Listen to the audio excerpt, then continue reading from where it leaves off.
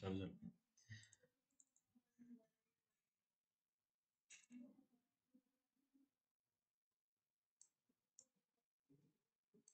त्याचे काय आणखी उदाहरण आहेत थोडे examples. Fly, eat, write, see, have हे काही मेन वर्ब्स आहेत. जी वर्बची लिस्ट दिली होती ती. ऑक्झिलरी वर्ब्स ते हे हॅव, टू बी ची रूप. तर त्याचे काही एक्झाम्पल्स आहेत. This bakery doesn't open before 9 AM. Santosh bakery असेल. आणि we are sitting on the couch. Okay, ठीक आहे. हे दुसरे जे मोडाल वर्ब्स कोणाला शिकायचे होते ते परवा आपण can, could, may, will, must हे जे काय ते मोडाल वर्ब्स आहेत. मोडाल. ओके, तर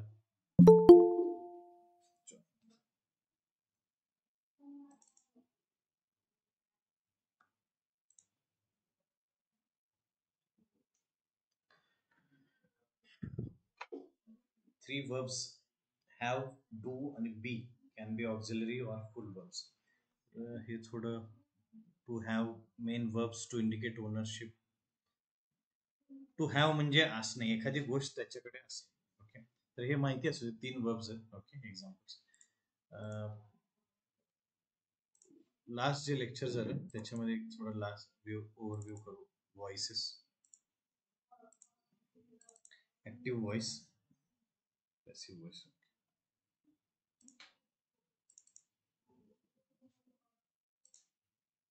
simple present tense.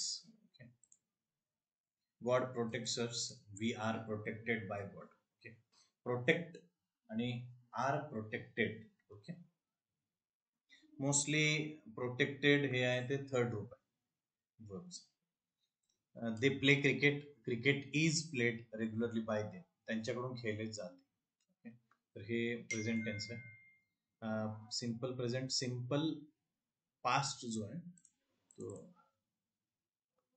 Same.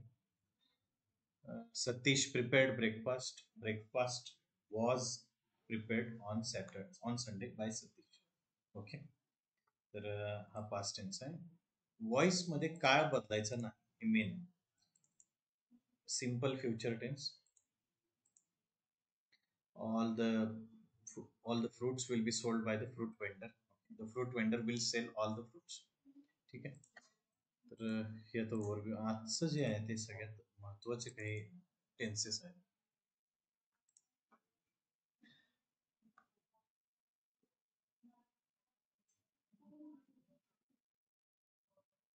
Present continuous tense.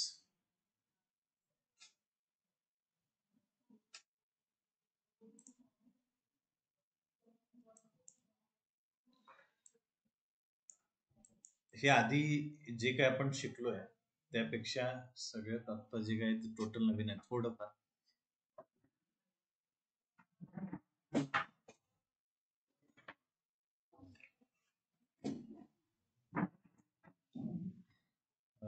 Modern words तुला शिकायचे. Modal auxiliary word.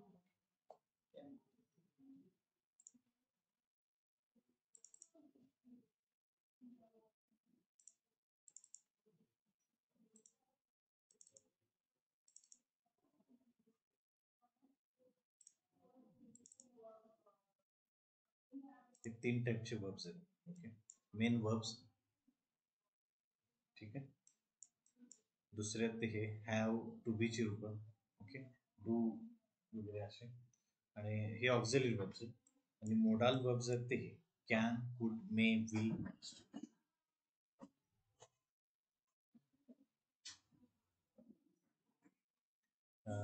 May ask you a question. Okay, Harry can't swim very well. तर याच्यामध्ये can, could, may, will, must, should हे use केलं. Okay, modal auxiliary. परत आणखी सांगतो. ठीक.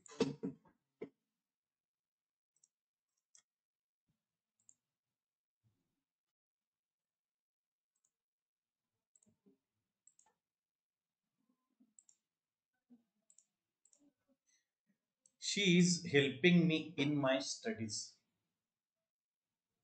याचा अर्थ काय? कोण हेल्प करते का तुम्हाला स्टडी? घेतून सुरुवात तरी.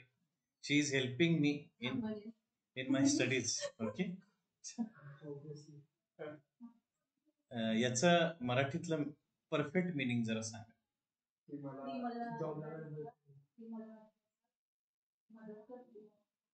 नाही, it is helping ING at the moment.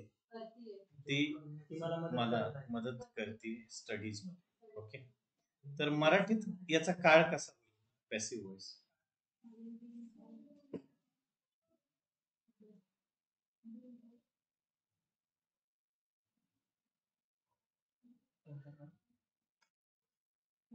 मराठीमध्ये काळ कसा, याचा पॅसिव्ह व्हॉइस काय?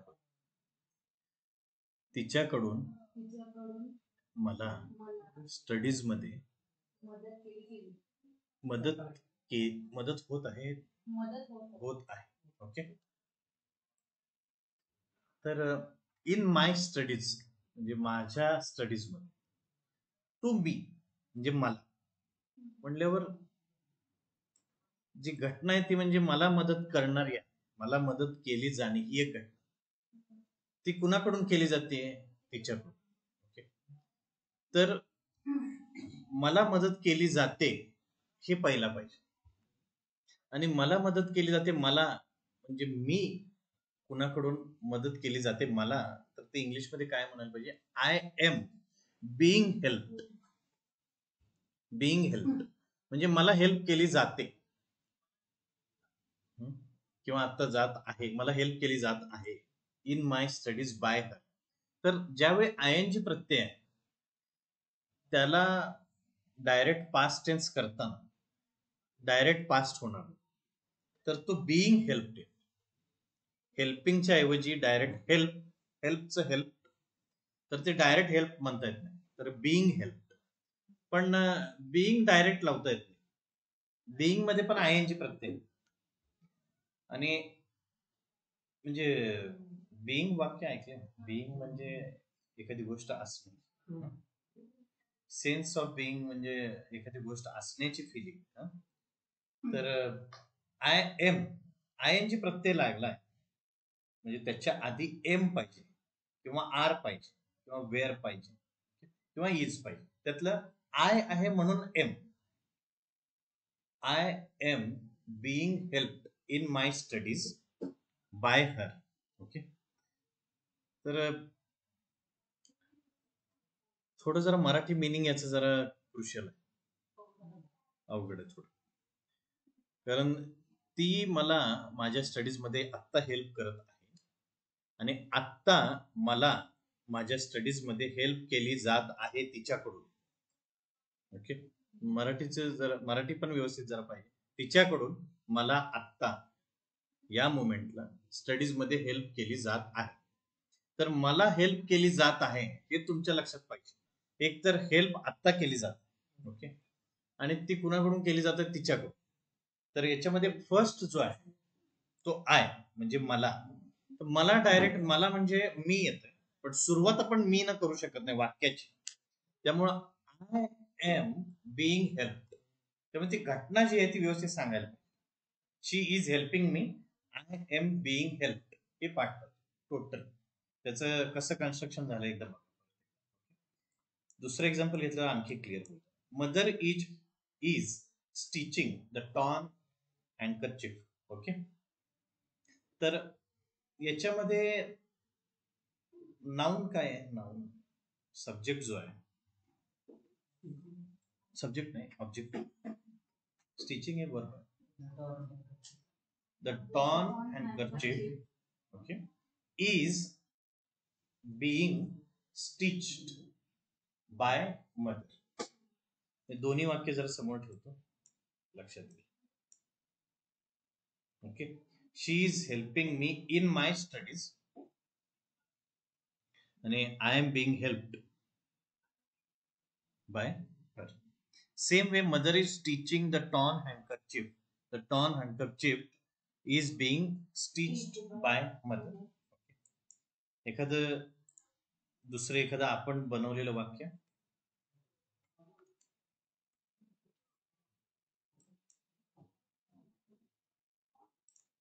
एखादं सिंपल प्रेझेंट कंटिन्युअस वाक्य सांग.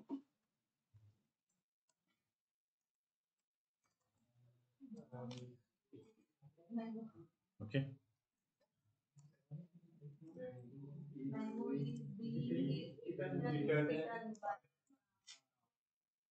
ओके, ह्याच्यातून आणखी जरा क्लिअर झालं की बेसिक हे वाक्य हा कंटिन्युअस मध्ये बिंग वापरलं.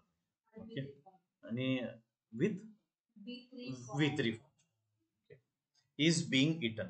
याच्यामध्ये एक माहिती पाहिजे की बिंग आणि वी3 वापरताना बिंगच्या आधी इज लागलाय का बघायचं. इज, एम, वॉज, वेअर ह्या गोष्टी. कारण आय एन जी लावताना आपण कायम लक्षात ठेवलं, राम इटिंग मँगो नाही, Ram is eating mango. Ram's friends are eating mango असं असतं तर मँगो काय येईल.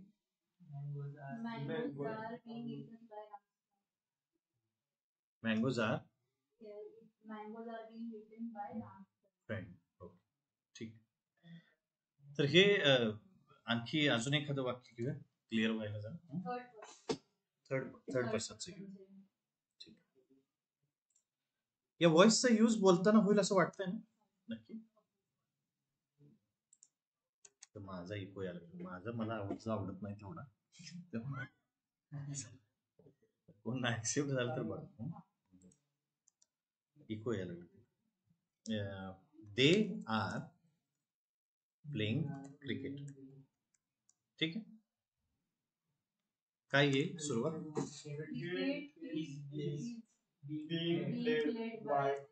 Is being played by them. ठीक आहे. कन्स्ट्रक्शन जरा बघा. They are playing cricket. Cricket is being played by them. Okay. तर जरी दे आर असलं, प्लेइंग क्रिकेट असेल, क्रिकेट असेल तर cricket is being played by them. याच्यामध्ये जो ऑब्जेक्ट आहे तो क्रिकेट आहे, प्लेइंग आहे ते वर्ब, दे आहे तो करताय, ते क्रिकेट खेळत आहेत. क्रिकेट त्यांच्याकडून खेळले जात आहे. तर ती खेळली जाण्याची जी क्रिया आहे ती बीइंग प्लेड. ओके, ती ही आहे की क्रिकेट नंतर इज आहे.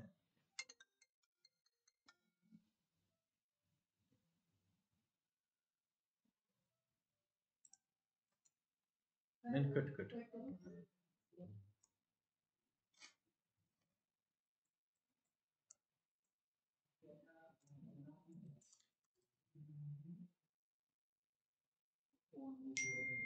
Phone is ringing.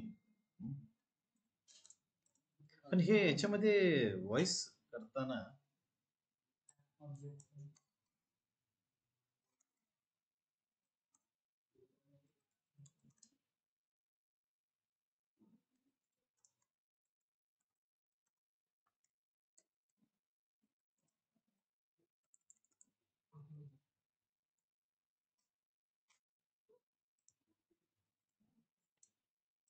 याचं काय होईल. बाय. ठीक आहे. Phone is being seen again and again by me. Okay. आवाज जरा कमी करायला पाहिजे. सगळ्यांना यायला लागलाय ना. होय का, शेवट आहे. आवाज आज वाढलाय का.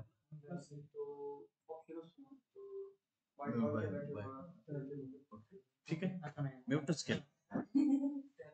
होईल ना, नंतर वाढवता येईल ना. ठीक. चालेल. सिंपल प्रेझेंट आता झालाय तर सिंपल पास्ट जो आहे तो एक घेऊया म्हणजे लक्षात येईल.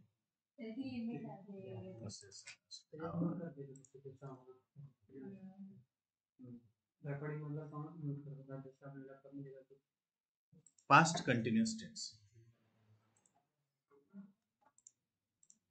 ऑनलाईन सगळ्यांना विजिबल आहे ना. नाही. Yes sir. Yes sir.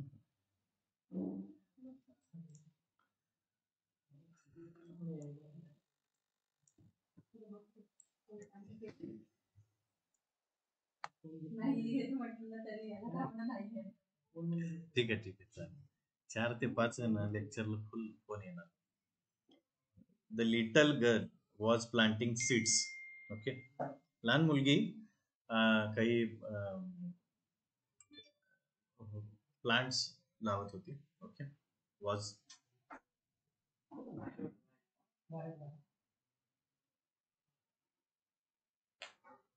ही चेअर ती छोटी आहे ना. नाही इथे एक आहे अरे याच्यावरच बस बस. हो त्याच्यावरच बस आता काढ.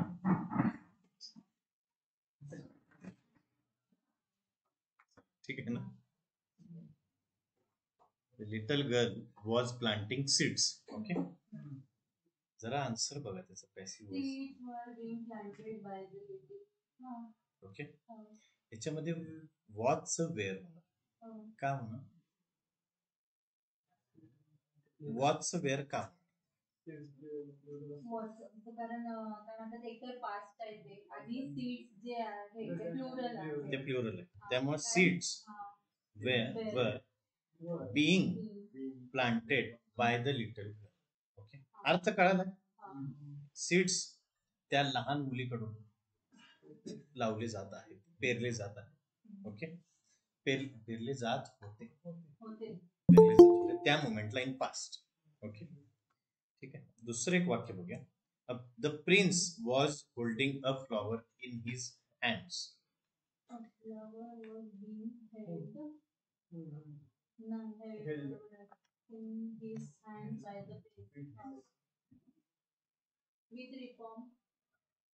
Hold, held. Okay. The prince was holding a flower in his hands. तर मेन यातला कर्म कुठला? ऑब्जेक्ट सब्जेक्ट आपला द प्रिन्स. ओके, फ्लॉवर तो फर्स्ट पाहिजे. A flower was being held in his hands by the prince. Okay, ठीक आहे. तर हा पास्ट कंटिन्युअस होता. आता मेन सगळ्यात महत्वाचं आहे दुसरं महत्वाचं फ्युचर कंटिन्युअस जो आहे. फ्युचर कंटिन्युअसचं जे मिनिंग आहे,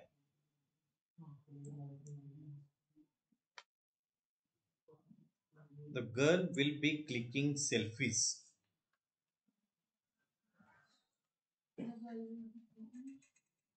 मराठीतले तर वाक्याचं सोडाच, इंग्लिशमध्ये सुद्धा अर्थ लागत. तेव्हा passive voice is not applicable in future continuous. Future continuous वाक्याचा पॅसिव्ह वॉइस होत नाही, कारण ती क्रियाच फ्युचर मध्ये घडली आणि आपल्याला ते पास्ट मध्ये सांगायचं. V3 कळलं?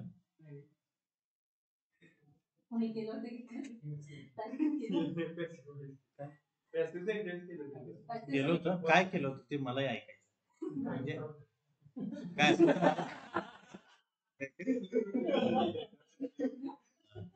जॉईन झालेत ना मुलं? काय झालं, काय म्हणतो? काय हरकत नाही, आम्ही हसतो. मी गेले बरेच दिवस हसलो नाही. डेव्हलप झालं होतं. होऊ शकतं, अशा गोष्टी होतात, त्या टेन्शन मध्ये होतं.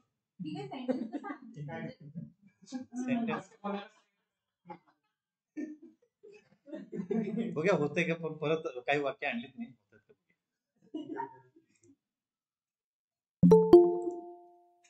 झाली तर चांगलीच गोष्ट आहे, पण नाही झाली होत नाही माझ्या. ठीक आहे,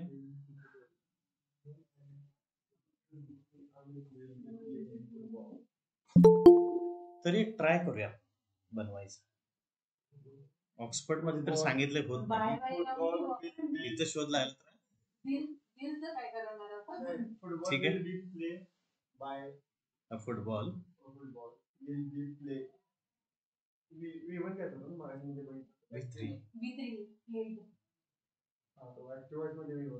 म्हणजे इन जनरल असं केलं असेल त्यानं, तर याचा मी एक अंदाज सांगतो. फुटबॉल प्लेइंग फुटबॉल नाही, म्हणजे मी म्हणतोय की फुटबॉल हा फुटबॉल म्हणजे ट्राय करा कोणी असेल तर. Football will be played will be being म्हणूनच नाही आन्सर दिलं. विल बी नंतर बीइंग लागत नाही म्हणून ते होत नाही. ठीक आन्सर दिलं ते बरोबर. ही माझी स्ट्रॅटेजी सांगायची समजून की बाबा विल बी नंतर परत बीइंग होत नाही. ठीक आहे. बी पण आहे आणि बीइंग पण आहे दोघे एकत्र राहू शकतात. ठीक आहे. त्यामुळे हे होऊ शकत. आणि विल बी असेल त्याच्यामध्ये बी थ्री पण कसं लागणार विल मध्ये बी थ्री सोबत कसं लागेल. एक्झॅक्टली फॉर्मच होत नाही कन्स्ट्रक्शन. वॉइस मध्ये आपण प्लेड लावतो की इज प्लेड होऊ शकतो. त्यामुळे फ्युचर मध्ये तो पास्ट टेन्स लावणं पॉसिबल नाही. Past participle. ठीक आहे. सो ते वाक्य कुठल्या काळातलं आहे हे महत्वाचं. ऍक्टिव्हचा पॅसिव्ह बनवाल जेव्हा एक्झाम मी घेणार आहे बरेच लोक बनवतील नाही तेव्हा तर ते एकदा लक्षात घ्या की फ्युचर मध्ये चालू असलेली गोष्ट ती होत नाही. ठीक आहे. मी का घ्यायला व्हॉइस कारण तुमची जी एक यश छान बुक कशावर आहे आपलं ऍप्टिट्यूड टेस्ट आहे त्याच्यामध्ये येऊ शकतात हे असे काही क्वेश्चन. ओके म्हणजे कुठल्या कंपनीला ऍप्टिट्यूड टेस्ट असेल तर ते याच्यावरती पण असू शकते काही टेन्सेस वगैरे. ओके ठीक आहे. तर बाकी आणखी फ्युचर कंटिन्युअस होत नाही पण फ्युचरचा एक काळ होतो म्हणजे perfect tenses present perfect tense. ठीक आहे. त्याचं एक कन्स्ट्रक्शन एकदम interesting. Mother has prepared breakfast in the morning.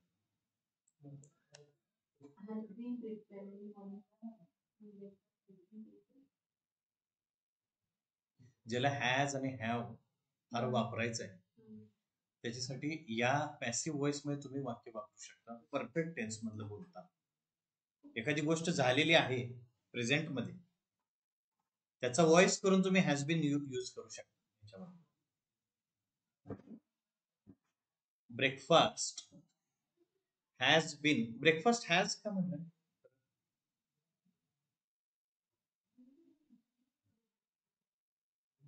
Breakfast काय फर्स्ट पर्सन आहे सेकंड पर्सन आहे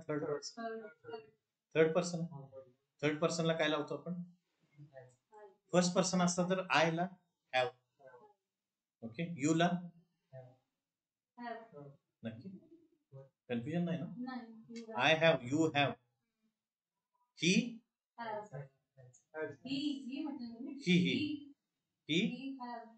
has she has it has ते इट हॅज आहे म्हणून ब्रेकफास्ट हॅज. ठीक आहे. कन्फ्युजन होऊ नका. ही हॅजच होणार. ओके कायम इट हॅज होणार. तर ब्रेकफास्ट हॅज बीन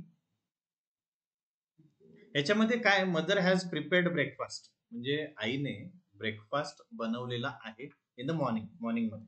ओके तर ब्रेकफास्ट आईकडून मॉर्निंग मध्ये बनवला गेलेला आहे. एखादी गोष्ट बनवली गेलेली आहे म्हणजे हॅज बीन प्रिपेअर्ड. प्रिपेअर्ड म्हणजे बनवली आणि बनवली गेली म्हणजे हॅज बीन प्रिपेअर्ड. जसं पहिल्या याच्यामध्ये प्रोटेक्ट्स आणि दुसरं काय होणार त्याचं इज प्रोटेक्टेड. ठीक आहे. प्रोटेक्टेड वॉज प्रोटेक्टेड केली गेली तशी इथं प्रिपेअर केलंच गेलं. ओके तर हॅज प्रिपेअर्ड आहे breakfast has been prepared in the morning by mother. ठीक आहे. सगळे आपण परत एकत्र घेऊया वाक्य. ओके तर आजचं सेशन तितकं इंटरेस्टिंग आहे. हा A thief has stolen a golden necklace from a jeweler's shop. Okay. तर a golden necklace has been stolen from a jeweler's shop by a thief. आपला व्हॉइस पॅसिव्ह व्हॉइस बरोबर आहे की नाही हे बघायला एकच आहे ते म्हणजे हे अ गोल्डन नेकलेस म्हणजे ते काय आहे फर्स्ट पर्सन आहे सेकंड पर्सन आहे थर्ड हे पहिला क्लिअर करा. त्यानुसार त्याला हॅव लागेल हॅज लागेल हॅड लागेल. ओके हॅड आहे ते पास्ट मध्ये लागेल पण हॅज बीन.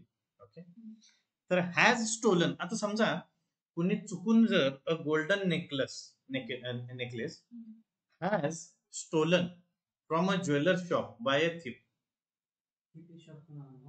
नाही, थिप म्हणजे चोर. चोर. A thief has stolen a golden necklace. Okay, चोराने गोल्डन नेकलेस ज्वेलरच्या शॉप मधून चोरले. चोरले का चोरलेले आहे? काळाची आता तयारीच होणार आहे. चोरले म्हणल्यावर स्टोलन होईल. स्टोल होईल. Stole, steal, stole, stolen. चोरलेले आहे. आता प्रेझेंट मध्ये चोरी झाली. आता प्रेझेंट मध्ये झाली. डीप जरा डीप मध्ये जरा गेल्यावर कळेल की बाबा हॅज स्टोलन मराठीतला अर्थ मिनिंग परफेक्ट पाहिजे. तर गोल्डन नेकलेस तो काळ तर बदलायचा नाहीये, त्याची आत्ता चोरी झालेली आहे चोरांकडून. तर समजा आपण चुकून जरी म्हणलं की गोल्डन नेकलेस स्टोलन किंवा हॅज स्टोलन म्हटलं तर नेकलेसने ज्वेलरी शॉप स्टोलन असा अर्थ होईल. जर बिन जर खोडलं तर त्यात गोल्डन नेकलेस करता होईल ना, सब्जेक्ट होईल. चोर हे करता पाहिजे, सब्जेक्ट ते पाहिजे. पण जर a golden necklace has been खोडला आणि डायरेक्ट हॅज स्टोलन म्हणलं तर वाक्याचा अर्थ चेंज, की गोल्डन नेकलेस हे दुकान चोरल्यासारखं. बरोबर. त्यामुळे जर मिनिंग क्लिअर पाहिजे असेल तर म्हणजे व्हॉइस जर क्लिअर पाहिजे व्हायचं असेल तर त्याचं मिनिंग क्लिअर पाहिजे मराठीतलं जे काय आहे. हॅज बीन स्टोलन ही ट्रिक आहे, पण मिनिंग परफेक्ट पाहिजे. Okay, has been stolen. आणि हॅज बीन का, कारण गोल्डन नेकलेस इज इट, हे इट आहे, थर्ड पर्सन. ठीक आहे. पुढचा पास्ट परफेक्ट जो आहे तो हा आहे.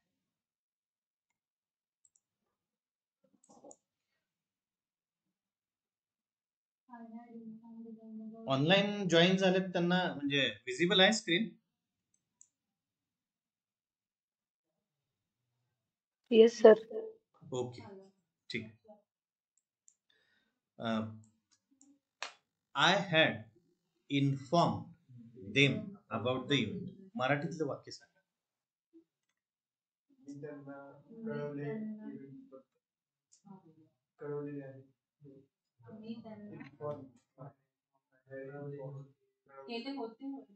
केले.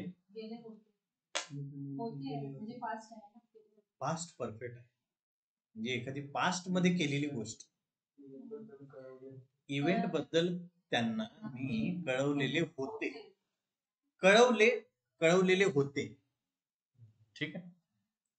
तर हे आता याचं मराठी मिनिंग काय होईल? पॅसिव्ह व्हॉइस एकदा पहिला केलं. I had inform them about the event. मी त्यांना इव्हेंट बद्दल इन्फॉर्म केलेले होते. त्यांना माझ्याकडून इव्हेंट बद्दल इन्फॉर्मेशन केलेली होती, म्हणजे मी त्यांना इन्फॉर्म केलेले होते. तर त्यांना पहिला आले. बरोबर. म्हणजे दे आणि क्लिअर काय पाहिजे, बाय मी येणार. माझ्याकडून बाय मी राहिलं दे. आता त्यांना दे नंतर काय लागेल पास्ट परफेक्ट मध्ये? I had, you had, we had, they had. They had inform नाही ना, बिन जर खोडलं तर काय होईल वाक्य? They had inform about the event by me. याचं तर वाक्य अर्थच होत नाही, पण they had inform about the event याचा वाक्य याचा अर्थ काय झाला? त्यांनी इन्फॉर्म केलेले होते. पण आपण काय केलं? मी इन्फॉर्म केलेलं. त्यामुळे बिन महत्वाचं, म्हणजे बिन कामाचं नाही आहे, बिन महत्वाचं आहे टोटल. म्हणजे बिनचा अर्थ जो आहे तो बिनमुळे अर्थ फिरू शकतो पूर्णपणे. बघितलं ना, म्हणजे दे हॅड बीन इन्फॉर्म्ड. तर एखाद्या हे जी क्रिया सब्जेक्टनी केली आहे ते ऑब्जेक्टला लागू होऊन जाते जर बिन नाही लावलं तर. एक्झॅक्टली. मेन म्हणजे देम यातला कर्म आहे, सब्जेक्ट आहे, त्याला आपण इथं कर्ता केलं. मग जो कर्तरी प्रयोग, कर्मणी प्रयोग म्हणून कर्माला कर्ता करायचा, कर्त्याला कर्म करायचं म्हणून हा प्रयोग आहे ऍक्टिव्ह मध्ये. म्हणजे कर्ता कर्म माहिती आहे ना, सब्जेक्ट ऑब्जेक्ट. ओके. तर यातला जो ऑब्जेक्ट आहे, सब्जेक्ट आहे तो आहे, ऑब्जेक्ट आहे तो देम. त्यांना अबाउट द इव्हेंट. तर ते म्हणजे जे कर्म होतं त्याला कर्ता केलं, दे केलं, सुरुवात त्यांच्यापासून केली. They had been inform. Okay, they had been inform. तर हे वाक्य तुम्ही इन जनरल पण वापरू शकता बऱ्यापैकी. या वाक्यावरून एखादी गोष्ट सांगू शकता की they had been inform about the event by me, किंवा they had been warned by me, त्यांना धमकावलं गेलं माझ्याकडून. ओके, म्हणू शकता ना, मी त्यांना धमकावलं, आय वॉन्ट देम.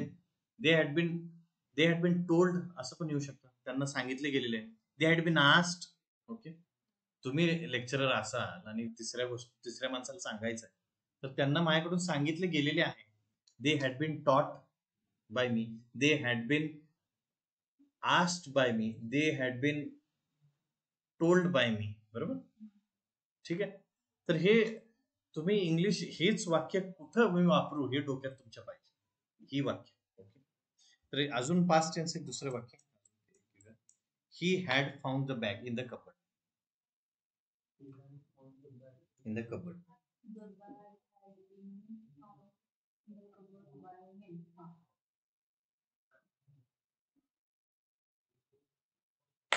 ही याचं पहिल्या वाक्याचं मिनिंग वर्धन काय येईल वाक्याचं मिनिंग? आदित्य, सापडली, सापडलेली होती. ठीक आहे. तर याच्यामध्ये सुरुवात कर्म काय? कर्म आपलं बॅग हरवून कर्म केलं होतं, दुसरं काय? ते सापडलं कुठं? कबर्ड मध्ये. मग ते द बॅग हे कर्म आहे, त्याला करत हा प्रयोग कुठला आहे? पॅसिव्ह वॉइस, कर्मणी प्रयोग, कर्माला करता कर्म म्हणून कर्मणी. मराठीच्या सुद्धा सरांनी सांगितलं असेल ना, कर्मणी प्रयोग आणि कर्मणी. The bag had been found in the cupboard by me, याचं मिनिंग काय होईल?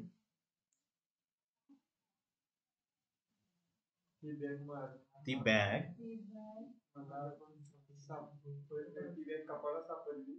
माझ्याकडून कपाटात सापडली होती. ती बॅग माझ्याकडून सापडली होती, सापडली गेली होती थोडक्यात. मराठीत जास्त जाऊन इंग्लिशचं मग ब्युटी राहत नाही त्या लँग्वेजची. ठीक आहे. The bag had been found in the cupboard by him. ठीक आहे. मेन जे सांगायचं याच्यामध्ये, तर द बॅग हॅड फाउंड असं होत नाही, the bag had been found.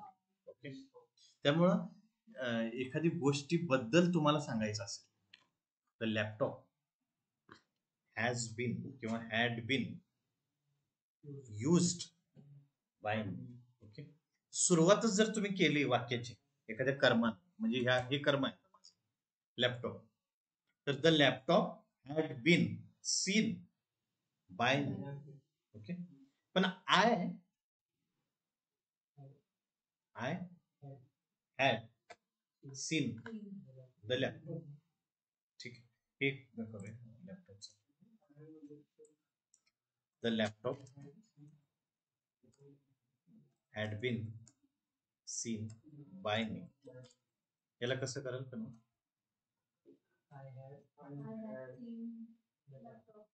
Bye me आहे म्हणल्यावर I had seen the laptop. मग परत चेंज बघायचं जरा की द लॅपटॉप आहे का पहिला, म्हणजे सुरुवात करताना द लॅपटॉप शेवटी आहे. I had seen the laptop, me laptop पाहिला होता.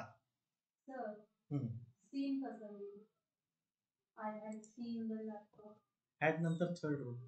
नाही, ते तर थर्ड रूल त्याच्यामध्ये येईल, परफेक्ट मध्ये विथ्रीच असतं. परफेक्ट टेन्स आहे. आपण जे घेतो तो परफेक्ट पास्ट घेतो,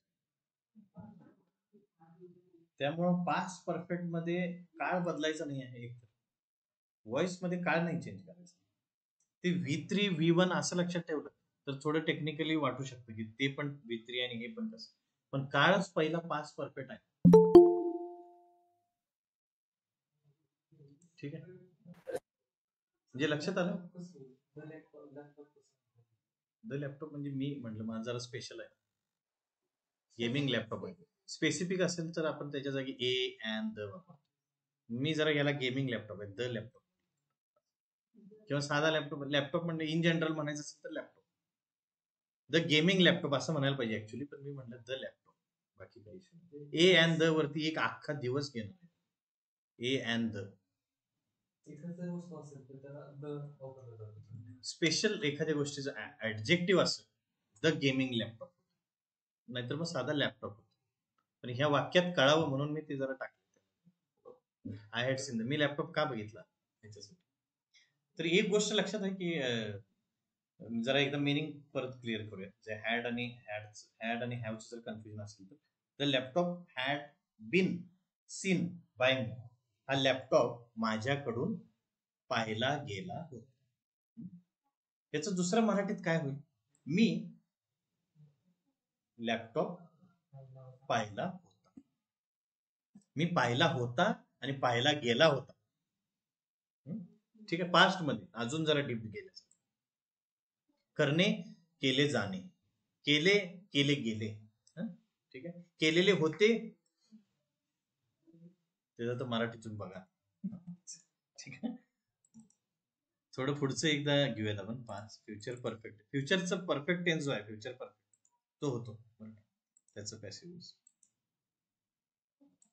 I shall have demolished my old house tomorrow.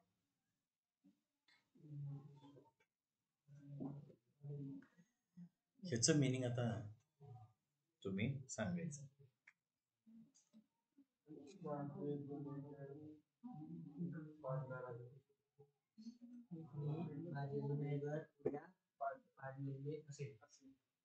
Perfect. I shall, थोडं जरा फ्युचर टेन्स परत रिपीट करतो. आय शॅल डिमॉलिश म्हणजे I shall demolish my old house tomorrow. मी माझं जुनं घर पाडेल उद्या पाडेल.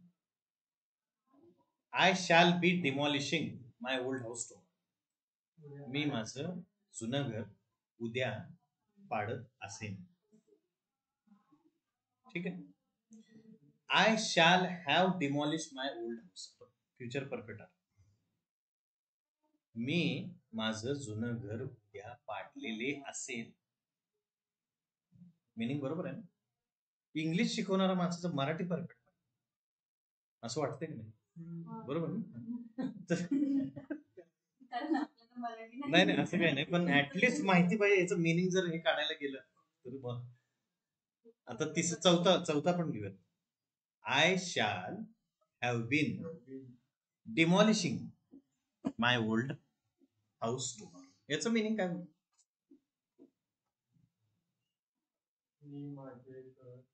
मी माझे जुने घर उद्या पाडत आलेलो असेल. डोकं गेलेलं असेल उद्या. बरोबर.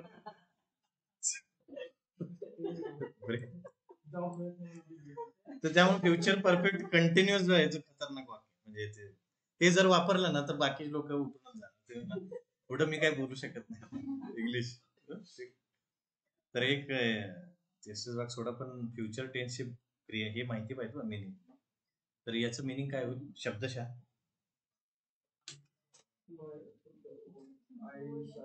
I shall have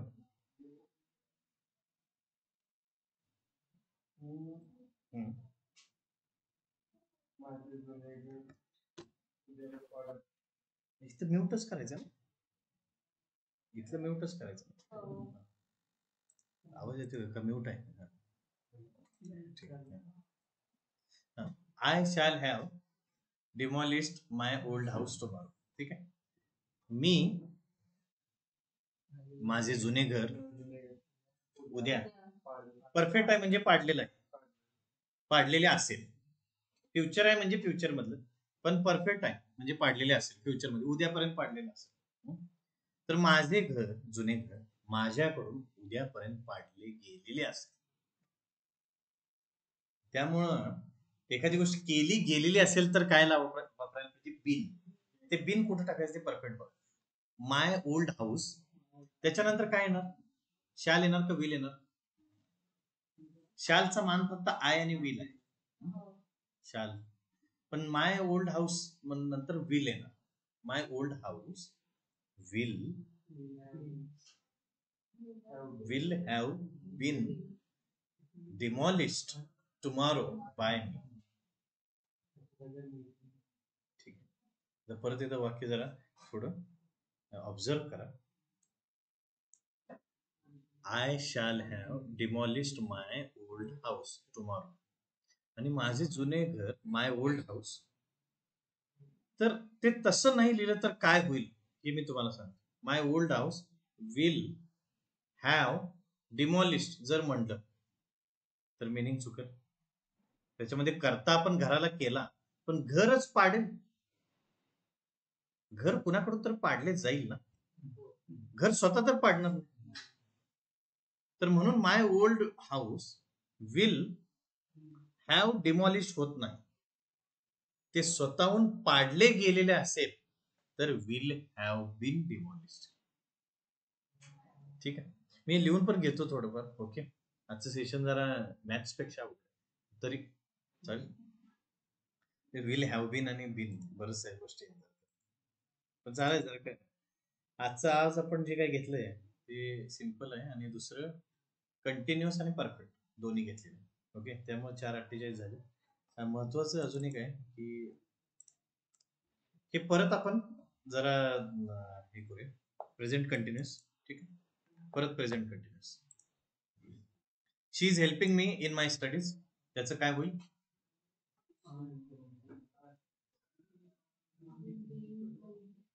she is helping me in my studies.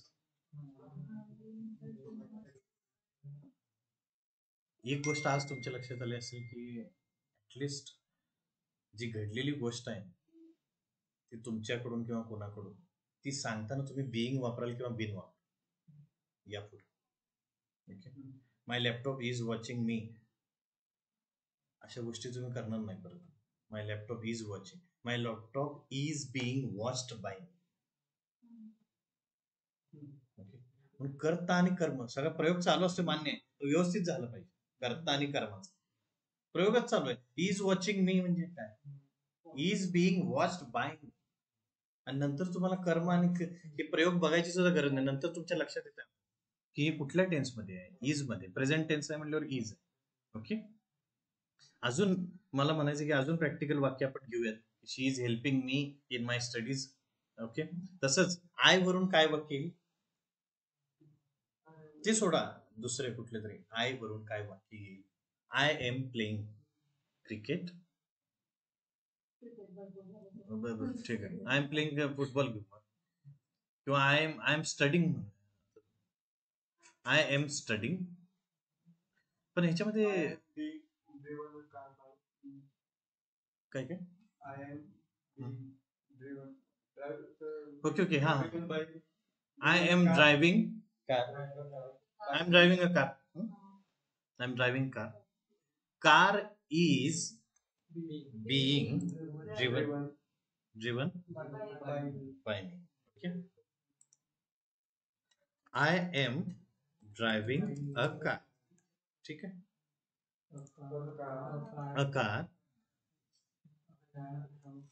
A car is being driven by. त्याच वाक्याला जरा क्लिअर करू. I have driven a car.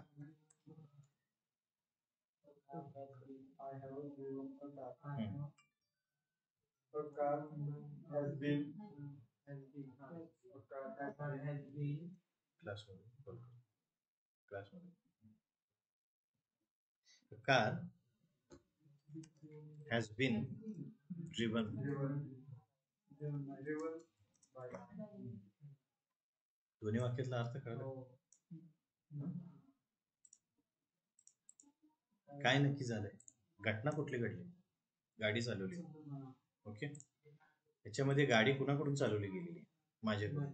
मग ती मी आत्ता तर चालवत आहे आणि आत्ता मी चालवलेली आहे.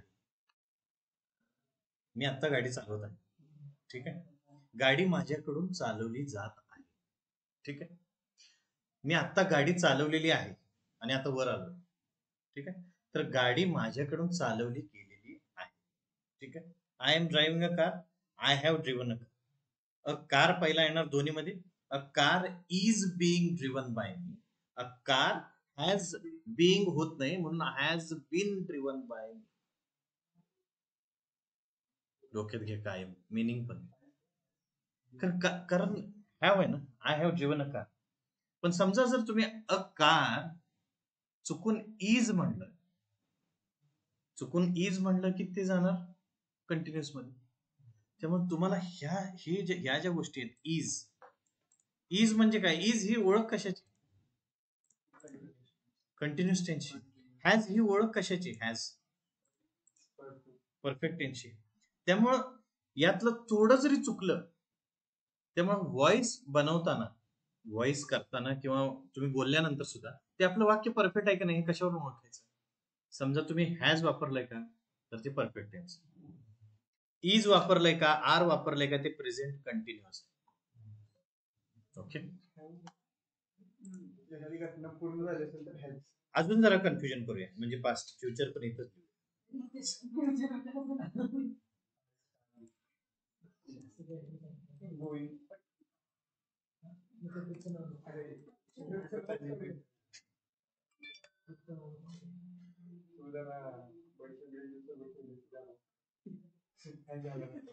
काय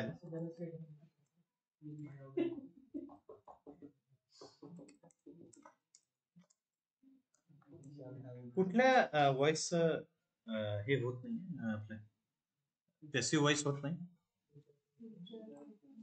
फ्युचर कंटिन्युअस होत नाही. कायम लक्षात ठेवायचं, करायला चालते. ठीक आहे, जर आता गाडी रुळावर येतो, गाडी चालवतो. क्लिअर आहे आता? थोडं तिने एकत्र आणलं. एकदम परत मी तुमच्या समोर जरा ते स्क्रीनशॉट जरा. फ्युचर परफेक्ट आहे. shall have demolished. My old house will have been demolished by me. हे बघितलं नाही आपण बहुतेक. नाही, you will have saved me, saved him from misfortune. Okay, misfortune, आकस्मिक घडलेली एखादी गोष्ट. You will have saved him from misfortune. तू त्याला मिसफॉर्च्यून पासून सेव्ह केलेले असेल. परफेक्ट, बरोबर आहे ना मीनिंग? विल हॅव सेव्ड, परत यायचं. You will have saved him, you will save him. पहिलं simple future. You will be saving him, future continuous. You will have saved him, future perfect. You will have been saving him, future perfect continuous. मी सगळं basic कुठं आहे sir? Tenses मध्ये. Tenses जर perfect नसतील तर इथे या वाक्यांकडे बघायचं सुद्धा, कारण ही वाक्य अजून जास्त टेन्शन मध्ये आणणार आहे. You will have saved him, nobody will save us. Okay, you will have saved him from misfortune. यामध्ये ईडी कुठं लागलेलं आहे? सेव्ह. विल हॅव आहे इथं. विल हॅव का आहे? कारण यू नंतर विल हॅव येत. नंतर मग I will have him, she will have seal.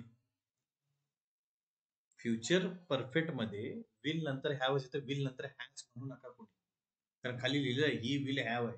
मग तिथं हॅव काय आहे? ही नंतर हॅज लागते, मग काय हॅव आहे? हॅवॉक आहे, इट इज हॅवॉक टोटली. कारण हॅव नंतर म्हणजे हॅव का वापरायचं, हॅज का नाही वापरायचं? डोक्यात परफेक्ट ठेवायची, कारण विल मुळे हॅव. ठीक आहे, मग हिम त्याला सेव्ह केलं, तो म्हणजे तुझ्याकडून सेव्ह केला जाईल. फ्युचर परफेक्ट आहे ना, फ्युचर परफेक्ट मिनिंग. तर त्याला माझ्याकडून सेव्ह केले जाईल हे मराठीतलं मिनिंग आहे. याच्यामध्ये तो सुरुवात आली, तो म्हणजे he will have been saved, म्हणजे ज्याच्यावरती, म्हणजे जो कर्म आहे ज्याच्यावरती ही सेव्ह केलेली गोष्ट होणार आहे माझ्याकडून, त्यामुळे he will have been saved. किंवा नाहीतर मग जर मिनिंग यातलं बिन जर काढलं तर ही विल हॅव सेव्ड आणि वाक्याचा अर्थ बदलेल. त्यामुळे फॉर द टाइम बिंग एवढंच लक्षात ठेवा की हा कर्ता आणि कर्म हा प्रयोग नक्की काय आहे. यांनी प्रयोग म्हणजे काय केलंय की कर्त्याला कर्म केलं, कर्माला कर्ता केलं.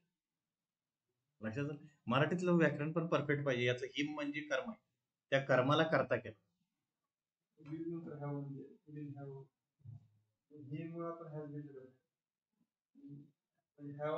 नाही नाही नाही, विल मुळे लिहू शकत, विल मुळे आपण डायरेक्ट हॅज लिहू शकत.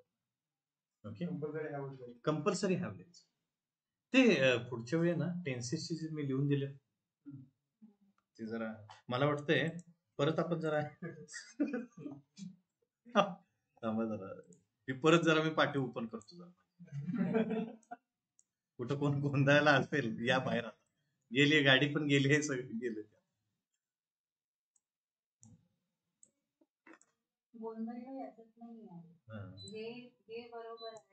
विल हॅव बीन,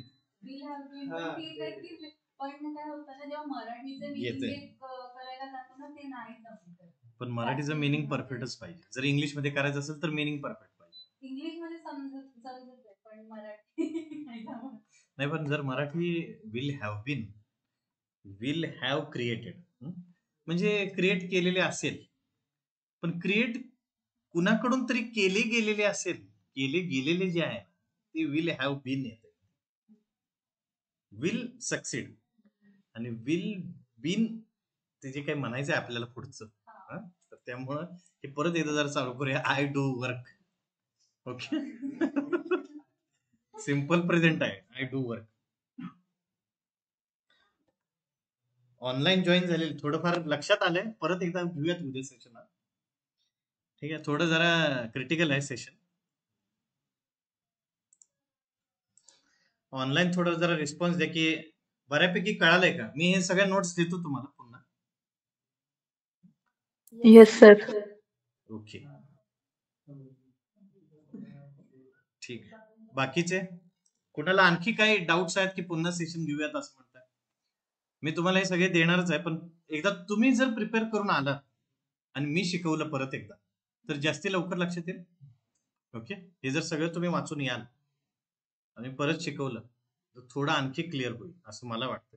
ओके, कारण याच्यामध्ये काय विल हॅव बीन मग फ्युचर कंटिन्युअस होतच नाही, अशा 2-3 गोष्टी आहेत. ठीक आहे, हे शिकवलंच याच्यासाठी की ही वाक्य तुम्ही वाचाल पुस्तकांमध्ये, ही अशी वाक्य तुम्ही वाचाल त्यावेळी तुमचं मिनिंग इकडे तिकडे होता कामा नये. ठीक आहे, 5 वाजता क्लिअर आहे. एकदा तरी पण एकदा फ्युचर टेन्स जरा एकदा clear. I do work, I did work, I will do work. Okay, I will be doing work. आता हे शेवटचं आहे, आय विल डू वर्क. ठीक आहे, future tense. Work will be done by me. Okay, I will be doing work, future काय होईल, passive voice.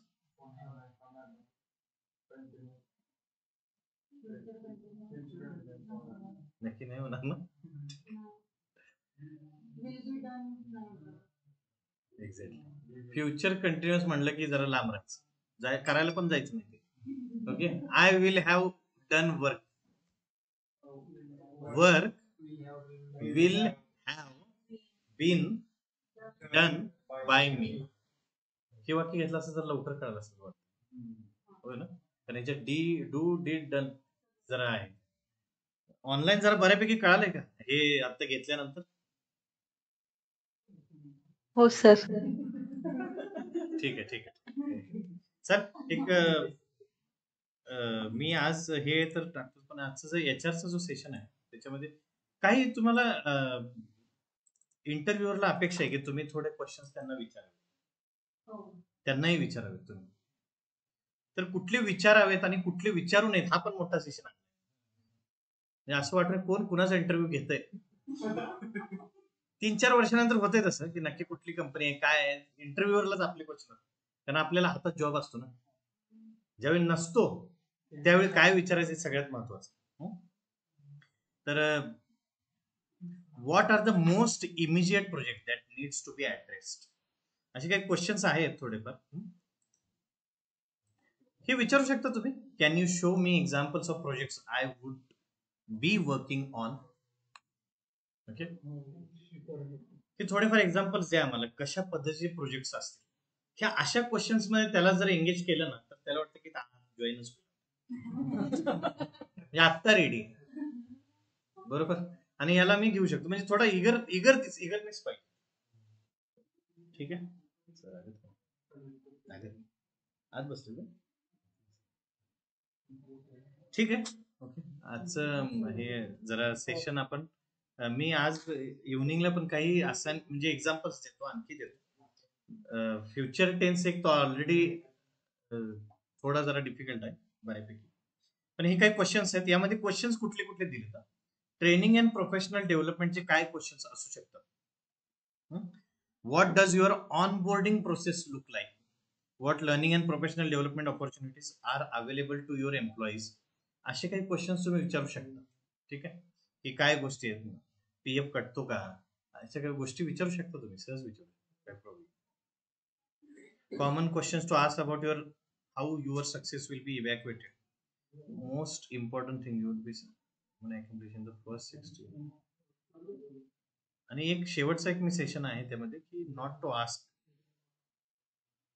To avoid asking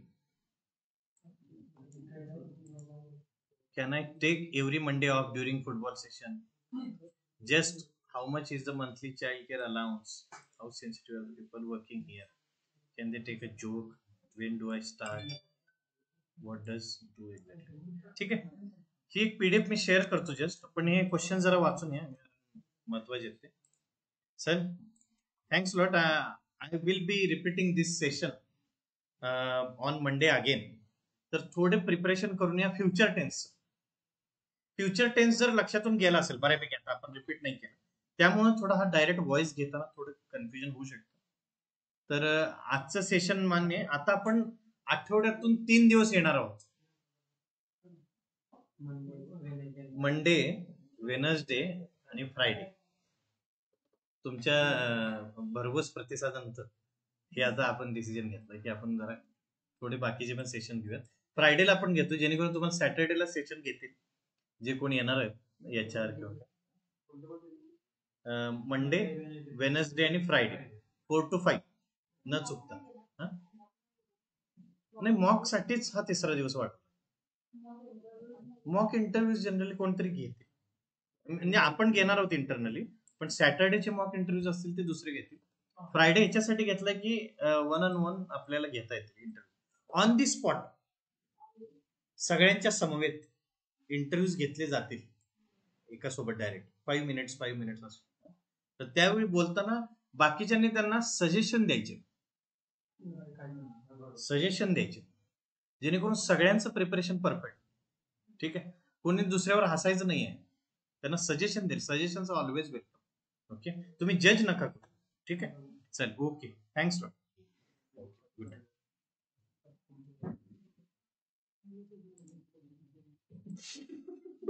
काय ना